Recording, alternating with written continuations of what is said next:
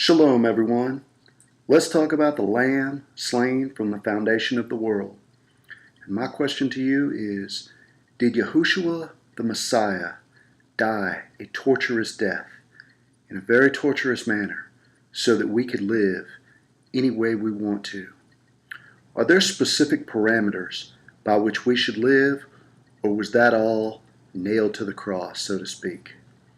I propose to you that there are two ways by which a person can live, either according to the Word, according to the whole Word, including the Torah, or according to your own way, which would be the satanic maxim put forth by Aleister Crowley, which is, do what thou wilt.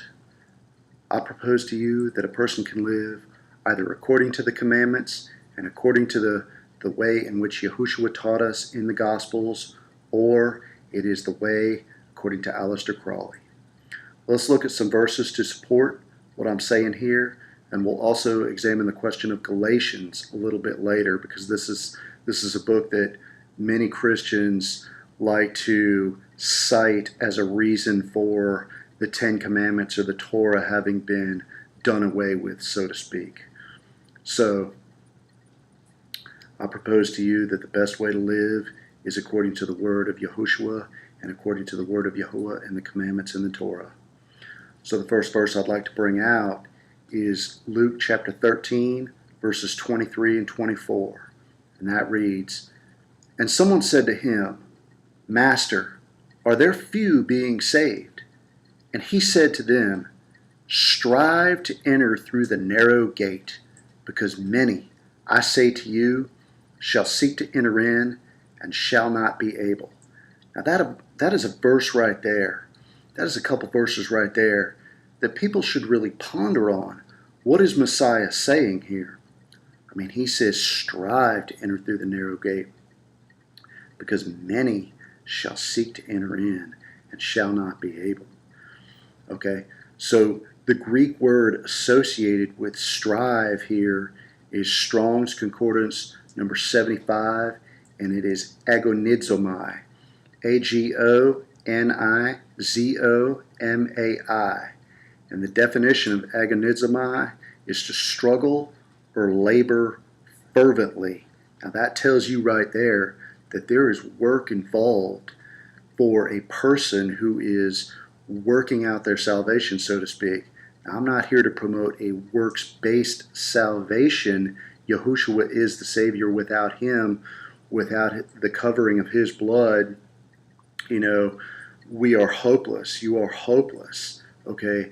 But there is an involvement in the lives of the believers in walking according to His Word. And I believe that what he is saying here is essentially that, our carnal nature wars against the Spirit. And he does say this, okay? And this is why this is a struggle, because the ways of the world are not His ways. And there is tremendous pressure to conform to the ways of the world, to live according to our flesh, okay? And that is what is referenced in James 4:4 when it says friendship with the world is enmity or hostility with Yahuwah. There's tremendous pressure to do this and to fit in with the herd, okay? Revelation chapter 22, verses 12 through 15. "And see, I am coming speedily, and my reward is with me, to give each according to his work.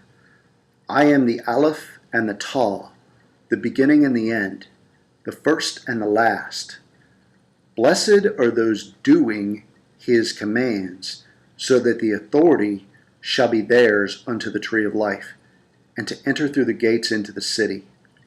But without are dogs and sorcerers, whoremongers, murderers, idolaters, and those who love and make a lie." Okay, so right there he says He is going to give His reward each according to their work. Okay? Now, those whose works are in accordance with His commands are the ones who have the right to the tree of life. Okay? And then the very next group in chapter 22, verse 15, are those that who do not do his commands, and all those characteristics listed. Okay? This is another set of verses that I find really hard-hitting and really something serious for any believer to seriously consider and seriously meditate on. Matthew chapter 7, verses 21 through 27. Not everyone who says to me, Master, Master, shall enter into the reign of the heavens, but he who is doing the will of my Father in the heavens. Many shall say to me in that day, Master, Master, have we not prophesied in your name, and cast out demons in your name, and done many mighty works in your name? And I shall declare to them, I never knew you. Depart from me, you who work lawlessness. And in some Bible versions it reads iniquity, but it's the same thing. Therefore, everyone who hears these words of mine and does them shall be like a wise man who built his house on the rock. And the rains came down, and the floods came, and the winds blew and beat on that house. And it did not fall, for it was founded on the rock. And everyone who hears these words of mine and does not do them shall be like a foolish man who built his house on the sand, and the rains came down, and the floods came, and the winds blew, and they beat on that house, and it fell, and great was its fall. Wow. Okay, so let's see. When it refers to lawlessness or iniquity, the Greek word associated with that is anomia. Okay, Strong's 458, and the definition is illegality or transgression of the law, and that would be the Torah. 1 John chapter 3, verse 4. Everyone doing sin also does lawlessness, and sin is lawlessness. So there, right there, we see that the very definition of sin is transgression of the Torah. John chapter 14, verse 15. If you love me, you shall guard my commands. Okay? John chapter 14, verses 23 and 24. Yahuwah answered him, If anyone loves me, he shall guard my word, and my Father shall love him, and we shall come to him and make our stay with him. He who does not love me does not guard my words, and the word which you hear is not mine, but of the Father who sent me. Okay? John chapter 7, verse 16. Yahuwah answered them and said, My teaching is not mine, but his who sent me. All right? So that takes us back to the Torah, what I was saying a moment ago. Deuteronomy chapter 6, verses 6 through 8. Now, I've mentioned this in other videos that in Deuteronomy chapter 5, the Ten Commandments are reiterated where they were first introduced in Exodus chapter 20. Okay, so Deuteronomy 6, 6 through 8 reads, And these words, which is commandments, okay, these words which I am commanding you today shall be in your heart, and you shall impress them upon your children, and shall speak of them when you sit in your house, when you walk by the way, when you lie down, and when you rise up, and shall bind them as a sign on your hand, and they shall be as frontlets between your eyes. Now think about that for a moment. Mark of the beast in Revelation 13:16. In or upon the forehead, in or upon the right hand. Here we see in the Torah that meditating on and doing his commandments is a mark on the hand, and a mark is frontlets between your eyes, which would be your forehead. Okay? Deuteronomy chapter 30, verses 10 and 11. If you obey the voice of Yahuwah your Elohim, to guard his commands and his laws, which are written in the book of the Torah, if you turn back to Yahuwah your Elohim with all your heart and with all your being, for this command which I am commanding you today, it is not too hard for you, nor is it far off. Okay, he's basically saying, you can do this, it's not that hard. I'm not asking you anything which you cannot do. I'm not here asking you and commanding you to go wrestle an alligator. I'm simply asking you to guard my word. All right? 1 John chapter 5, verse 3. Here's a second witness to what was just read in the New Testament. For this is the love for Elohim, that we guard his commands, and his commands are not heavy. All right? So, we're not doing animal sacrifices today. I mean, Yahuwah is our perfect sacrifice. I mean, if you read about the animal sacrifices in the Torah, I don't think that anyone who actually tried to do that would even be able to, because it's talking about finding perfect animals, perfect specimens for sacrifice, which is simply out of the realm of possibility today. That is why Yahuwah is our sacrifice. Okay? But as far as the Ten Commandments go, as far as the observation and the keeping of the proper appointed times which are laid down in the Torah, which is not Easter or Christmas, by the way, okay? And also the dietary laws, okay? These things are not hard. I do them, and they're not hard. And I feel freer than I've ever felt before. It's a wonderful thing, okay? So, I would say read the Torah. Read the Torah, read the whole Word, and meditate on His commands. That is a mark in your forehead, as frontlets between your eyes. Meditating on His commandments and being a doer of them is a mark on your hand. Okay? Titus chapter 1, verse 16. They profess that they know Yahuwah, but in works they deny Him, being abominable and disobedient, and to every good work reprobate. Okay? Think about that for a minute. They profess to know Him, but in works they deny Him. So if your works are in accordance with the Word, you are not denying Him. But if your works are not in accordance with His Word, essentially what it's saying is you are denying Him. You are doing things your own way, which again, do what thou wilt. Aleister Crowley, promoted by this preeminent Satanist, Aleister Crowley. All right, Titus chapter 3, verse 8.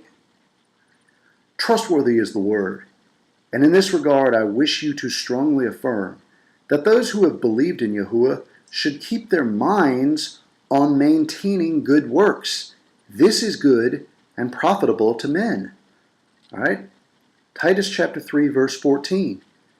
And our brothers should also learn to maintain good works, to meet urgent needs, so that they shall not be without fruit. Okay? So it's saying here in Titus that the maintaining of good works, being a doer of the word, is to be with fruit, and that not doing so, the result is to be without fruit. Now, what does Yahuwah himself have to say about fruit?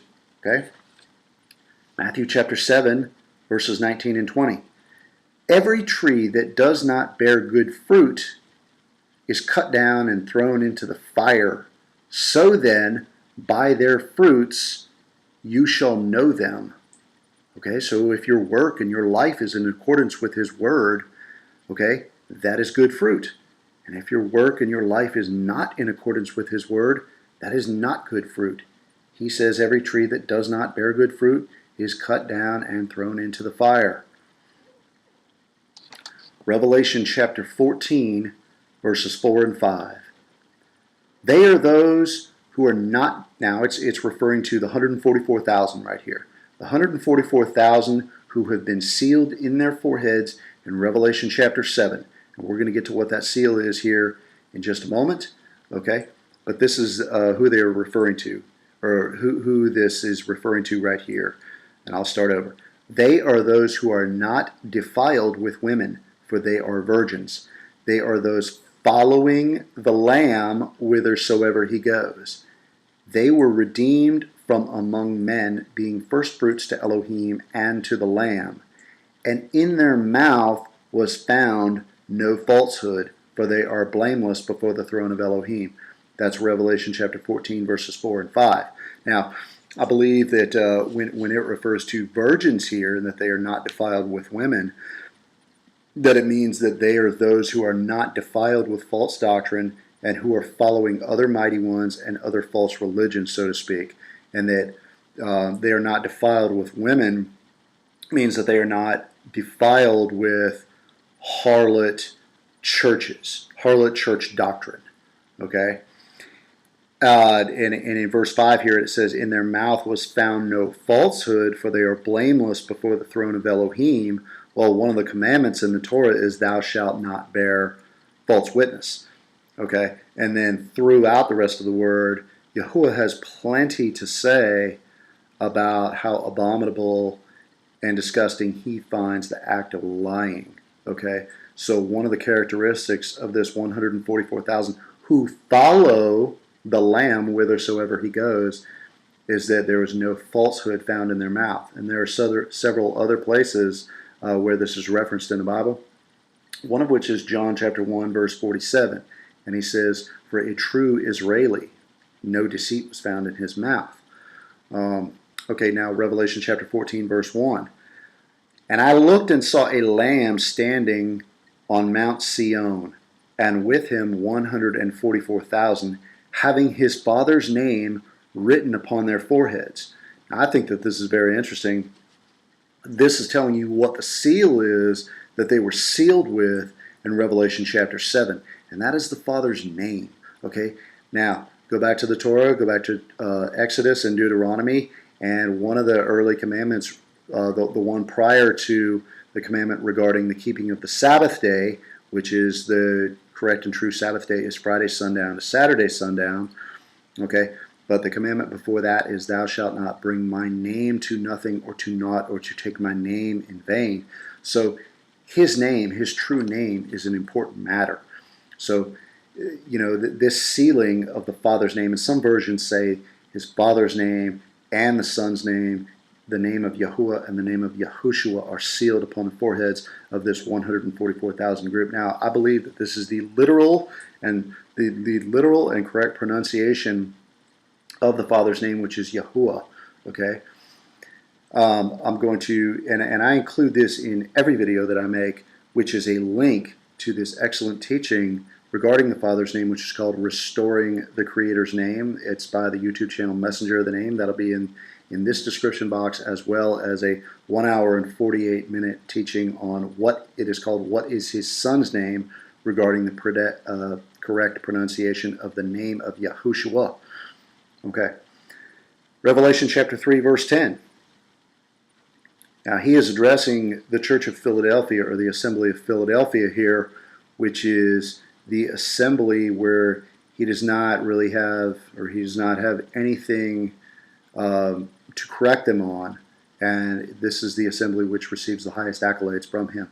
Revelation chapter 3, verse 10 reads, because you have guarded my word of endurance, I also shall guard you from the hour of trial, which shall come upon all the world to try those who dwell on the earth. Okay, so he's saying, I will guard you if you guard my word, essentially. That's what this is saying. And there are many more places throughout the Bible, throughout the New Testament, okay, that is talking about the importance of being a doer of the word. Now, I made a whole nother video on that a couple months ago regarding the importance of work and works in the word.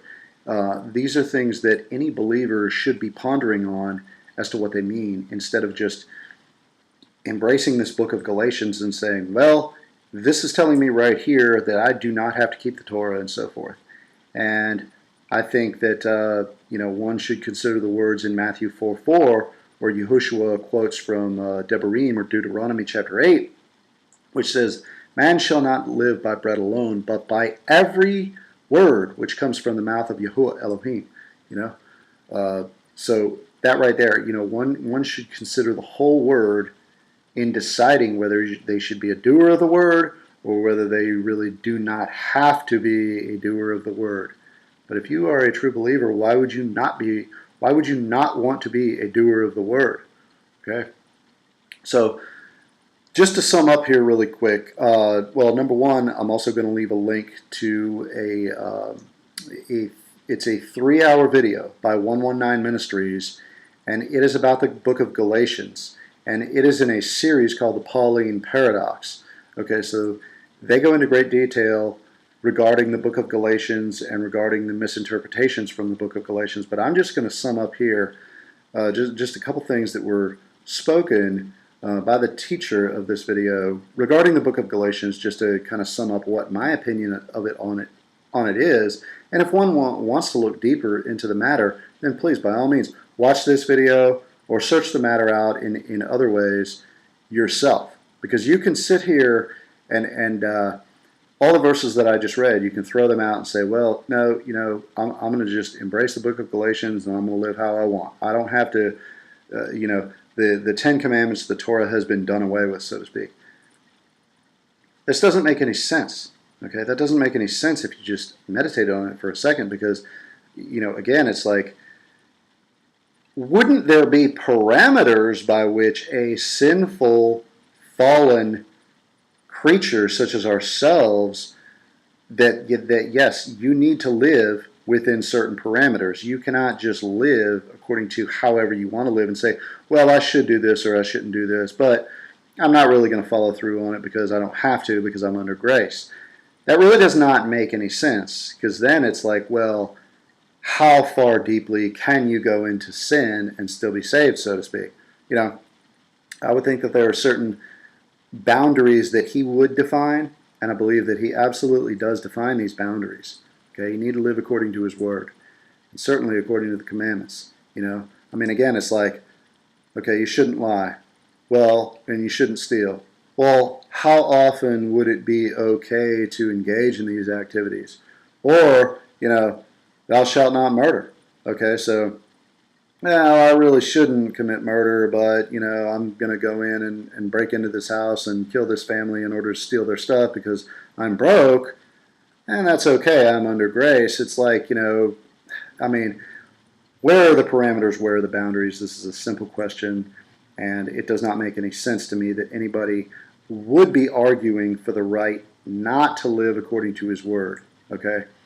So, to sum up what I think that 119 Ministries is teaching, and they do say this, is basically what Paul refers to as the works of the law are the doctrines and commandments of men, the Talmud, the oral tradition. Paul is teaching against men inappropriately using the law of Yahuwah to create a different gospel. Okay? So again, search this matter out for yourself. There will be a link in the description box regarding the book of Galatians. Great teaching by 119 Ministries. Okay? And also on that note, I'm going to leave a link to a song by Carrie Alexander, which is also entitled Worthy is the Lamb, which is just a great song for praise and worship. Okay, so continuing on in this discussion kind of about Galatians, this is something that people need to very seriously consider as well, as what is written in 2 Peter chapter 3, verses 15 and 16. Okay? And reckon the patience of our Master as deliverance, as also our beloved brother Paul wrote to you, according to the wisdom given to him, as also in all his letters, speaking in them concerning these matters, in which some are hard to understand, which those who are untaught and unstable twist to their own destruction, as they do also the other scriptures. Now, think about that for a minute. He is saying here that some of Paul's letters are hard to understand, and those who are untaught and unstable twist the meanings of them to their own destruction. And I would say that Galatians is a prime example of what he is referring to here in 2 Peter chapter 3, verses 15 and 16. Now, let's go to 2 Peter chapter 3, verse 14. I think that this is a very perfect and appropriate way to sum up this video right here, what he says in the very verse before verse 15. So then, beloved ones, looking forward to this, do your utmost to be found by him in peace, blameless, and without spot. It reads, do your utmost to be found by him in peace, blameless, and without spot. If you are going to do your utmost to be found by him in perfect shape, blameless, and without spot, and you are going to be a doer of his word to the best of your ability. So I say to you, worthy is the Lamb to be a doer of his word to the best of your ability. Thank you for listening.